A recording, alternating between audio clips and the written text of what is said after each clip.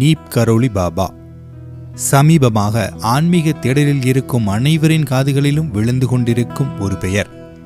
வயதான தோற்றம், தடித்த மேனி, சாதாரண பருத்தி ஆடை என்று நம் வீட்டு தாத்தா எப்படி இருப்பாரோ அதே தோற்றத்தில் முகத்தில் ஒரு புன்னகையோடு இருக்கும் இந்த அசாதாரணமான யோகியின் படங்களை நாம் பார்த்திருப்போம். ஆனால் யோகி என்பதற்கான அடையாளங்கள் எதுவும் இல்லாமல், குறிப்பாக அதிசயங்கள் எதுவும் நடத்தாமல், தன் பேச்சால், தன் கருணையால், தன் ஸ்பரிச தீண்டுதலால் பலரின் வாழ்க்கையை மாற்றியமைத்தவர் நீப் கரோலி பாபா. யார் இந்த நீப் கரோலி பாபா? அவருக்கு இந்த பெயர் எப்படி வந்தது? எதனால் சாமானியர் முதல் கோடீஸ்வரன் வரை இவரின் அனுகிரகம் வேண்டிச் சென்றனர்?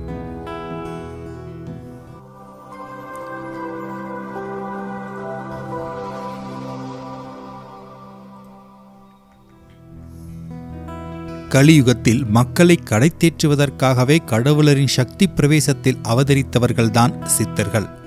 ஒவ்வொரு சித்தரும் ஒவ்வொரு தனித்துவம் கொண்டவர். அந்தந்த கடவுளின் அம்சமாகவே பிறந்தவர்கள்.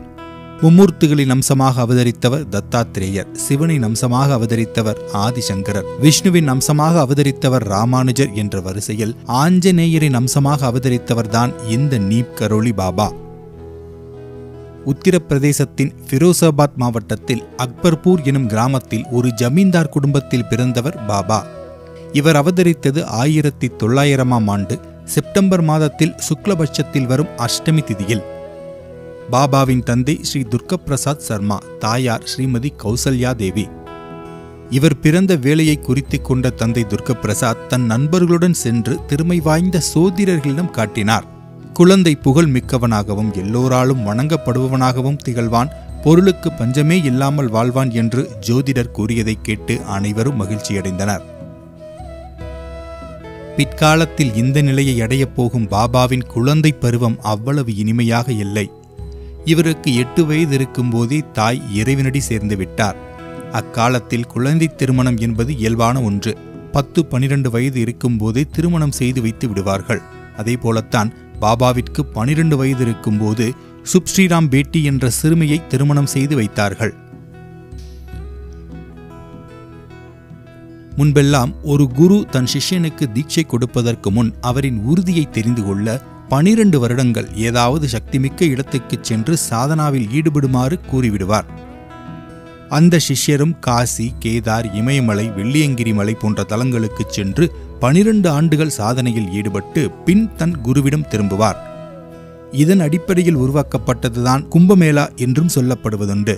அவ்வாறு சாதனாவில் ஈடுபட்டிருந்த சாதகர் கும்பமேளாவில் நீராடி தன் சாதனா காலத்தை முடித்துக் கொள்வார். எதற்காக இந்த கருத்து இங்கே சொல்லப்படுகிறது என்றால், பாபா திருமணம் செய்து கொண்ட சில நாட்களிலேயே யாரிடமும் சொல்லிக் கொள்ளாமல் தன் வீட்டை விட்டு வெளியேறியுள்ளார்.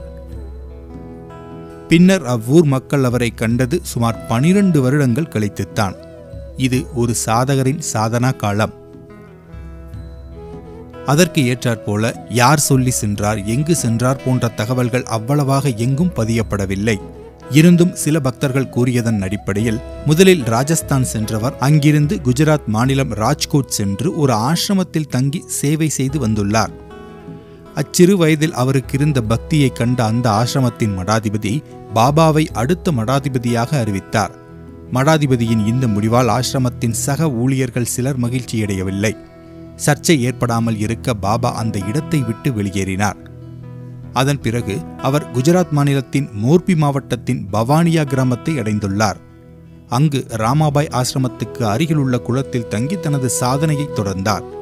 குளத்தின் கரையில் அமர்ந்து மணிக்கணக்கில் தியானம் செய்வார். இதை கண்ட அப்பகுதி மக்கள் பாபாவை தலயா பாபா என்று அழைக்க ஆரம்பித்தனர். தலயா என்றால் குளம் என்று அர்த்தம். அங்கு தன்னை சுற்றி கூட்டம் கூடுவதை விரும்பாதவர் பவானியாவை விட்டு வெளியேறி உத்தரப்பிரதேசத்தின் பருகாபாத் மாவட்டத்தில் உள்ள நீப் கரோரி என்ற கிராமத்தை அடைந்தார்.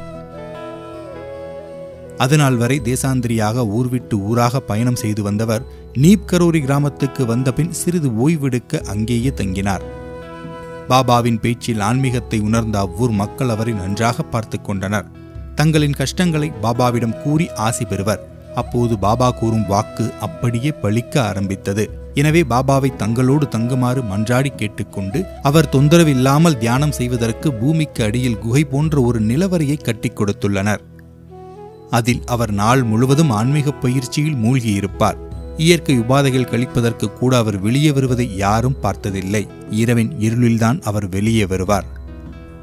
பின்னர் கோவர்தன் என்ற பக்தருக்கு சொந்தமான நிலத்தில், அதாவது பழைய குகையிலிருந்து சுமார் 200 மீட்டர் தொலைவில் மற்றொரு புதிய குகையை கட்டிக் கொடுத்தனர். அந்த குகை இப்போதும் உள்ளது. பாபா இந்த குகையின் கூரையில் ஒரு ஹனுமன் கோவிலை கட்டினார். அந்த கோவிலின் விக்கிரக பிரதிஷ்டை தினத்தில் அதுவரை கௌபீனம் மட்டுமே உடுத்தி நீண்ட தலைமுடியோடு இருந்தவர் தனது நீண்ட முடியை நீக்கி மொட்டையடித்து இடுப்பு துணிக்கு பதிலாக நீண்ட பருத்தி வேட்டியை அணியத் துவங்கினார். புதிய குகைக்கு சென்ற பிறகு பாபா கிராமவாசிகளுடன் அதிகம் பழகத் தொடங்கினார். அவர் தனது வயதுக்குட்பட்ட இளைஞர்களுடன் நட்புறவை வளர்த்துக் கொண்டார். அவர்களின் விளையாட்டுகளில் அடிக்கடி பங்கேற்பார். அவருடைய வியக்கத்தக்க செயல்களின் தனித்தன்மையைக் கண்டு அவர்கள் மிகவும் பிரமிப்படைவார்கள். கண்ணாமூச்சி விளையாடும் போது காட்டில் எங்கு மறைந்திருந்தாலும் அவர்களை பாபா எளிதில் கண்டுபிடித்து விடுவார். ஆனால் அவரது முறை வரும்போது அவரை யாருமே கண்டுபிடிக்க முடியாது. யார் கண்ணுக்கும் புலப்படாமல் மறைந்து போவார் என்றுதான் சொல்ல வேண்டும். தரையில் ஓடிப்பிடித்து விளையாடுவது போல மரத்தில் ஓடிப்பிடித்து விளையாடுவார்கள். அவர் ஒரு மரத்தின் உச்சியில் இருப்பதை பார்த்து அந்த மரத்தின் உச்சியை அடைந்து பார்த்தால் அவர் அடுத்த மரத்தின் உச்சியில் இருப்பார். இத்தனைக்கும் அவர் இந்த மரத்தில் இருந்து அடுத்த மரத்துக்கு தாவியதை யாரும் பார்த்திருக்க மாட்டார்கள். கிராமத்தில் உள்ள குளத்தில் நீராடும் போது பாபா தண்ணீருக்கு அடியில் மறைந்து கொண்டு நீண்ட நேரம் கழித்தே வெளியே வருவார். இந்த செயல்கள் அனைத்தும் மற்றவர்களுக்கு ஆச்சரியமாகவும் அதிசயமாகவும் இருந்தது. ஒரு சாமானிய மனிதர் செய்ய முடியாத பல லீலைகளை பாபா நடத்தி கொண்டிருந்துள்ளார். இதனால் பாபா மீது அப்பகுதி மக்களுக்கு மேலும் ஈர்ப்பு உண்டானது. பலர் அவரின் தீவிர பக்தரானார்கள். அப்படிப்பட்ட பக்தர்களின் ஒருவர் பெயர் கோபால். பரம ஏழையான அவர் பறவைகளை பிடித்து விற்பதை தொழிலாக செய்து வந்தார்.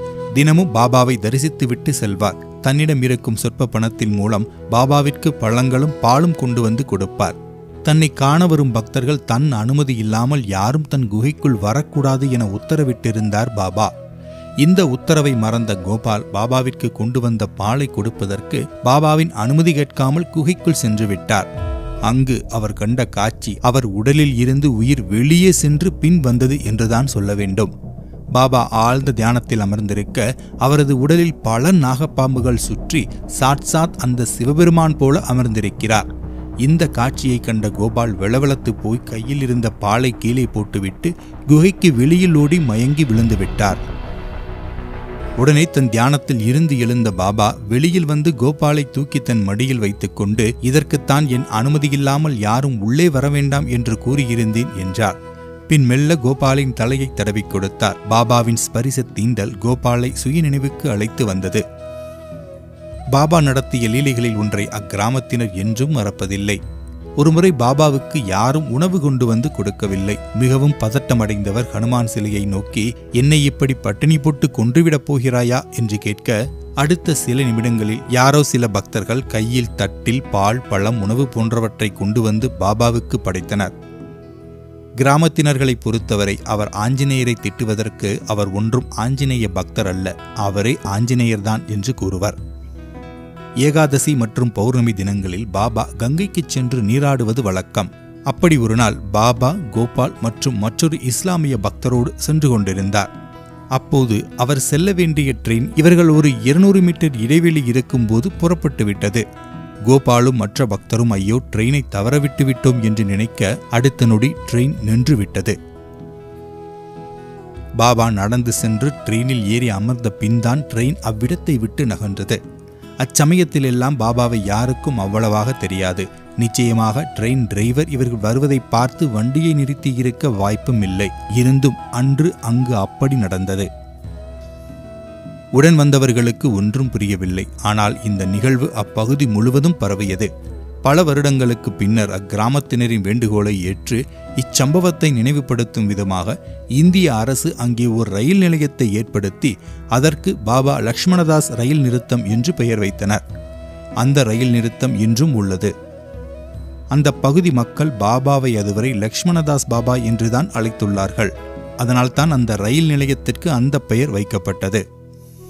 தலையா பாபா, லக்ஷ்மணதாஸ் பாபா என்று பல பெயர்களால் அழைக்கப்பட்டு வந்தவர் நீம் கரோலி பாபா என்று எல்லோராலும் அழைக்கப்பட காரணமான நிகழ்வு மிக சுவாரஸ்யமானது. ஒருமுறை பாபா நீப் கரோலியில் இருந்து பருகாபாத் ரயிலின் முதல் வகுப்பு பெட்டியில் சென்று கொண்டிருந்தார். அவரது சாது மாதிரியான தோற்றத்தை பார்த்த ஒரு ஆங்கிலோ இந்தியன் கண்டக்டர் அவரை அடுத்த ஸ்டேஷனில் இறங்கச் சொல்லிவிட்டார். பாபாவும் எதுவும் பேசாமல் இறங்கி நடைமேடையில் அமர்ந்தார். ரயில் புறப்படட்டும் என்று கண்டக்டர் பச்சை கொடியை அசைத்தார். ஆனால் ரயில் நகலவில்லை. நிலைய ஊழியர்கள் எவ்வளவோ முயற்சி செய்தும் ரயில் நகலவில்லை. இந்த போராட்டத்தில் ரயில் 2 மணி நேரம் ஸ்தம்பித்து நின்றது. இயந்திர குறைபாடு எதுவும் காணப்படாததால் கண்டக்டரால் மேலதிகாரிகளிடம் சிக்கலை விளக்க முடியவில்லை. உண்மையில் இன்ஜின் இயங்கிக் கொண்டுதான் இருந்தது. ஆனால் சக்கரங்கள் மட்டும் நகரவில்லை. ரயிலின் அனைத்து பெட்டிகளும் முழுமையாக சோதனை செய்யப்பட்டும் எங்கு எந்த தவறு என்று யாருக்கும் தெரியவில்லை. அதிகாரிகள் பிரச்சினை குறித்து ஆலோசித்துக் கொண்டிருந்த போது பாபாவை நன்கு அறிந்த சில ரயில்வே ஊழியர்கள் ரயிலை நகர்த்துமாறு பாபாவிடம் ஜாடையில் கேட்டனர். பாபாவோ, நீங்கள் இறங்க சொன்னீர்கள், நான் இறங்கிவிட்டேன். இப்போது ரயிலை கிளப்ப என்னிடம் கேட்கிறீர்கள் என்று சொல்ல, உங்களிடம்தான் டிக்கெட் இல்லையே பாபா என்றார் அந்த ஊழியர். அப்போது பாபா தன்னிடம் இருந்த முதல் வகுப்பு டிக்கெட்டுகளை காண்பித்தார். அனைவரும் ஆச்சரியமடைந்தனர். பிறகு எல்லோரும் மன்னிப்பு கேட்டு பாபாவை ரயிலில் ஏறி அமர வைத்தனர். அடுத்த நொடி ரயில் புறப்பட்டது. பாபாவின் சக்திதான் ட்ரெயினை நகலவிடாமல் செய்துள்ளது என்பதை அனைவரும் புரிந்து கொண்டனர். அப்போதிருந்து நீப் கரோலி கிராமத்தைச் சேர்ந்தவர் என்பதால் நீப் கரோலி பாபா என்று பிரபலமானார். அடுத்த பதிவில் பாபா நடத்திய மேலும் பல அற்புதங்களையும் அவரின் மகா சமாதி தருணத்தையும் பார்க்கலாம். நன்றி.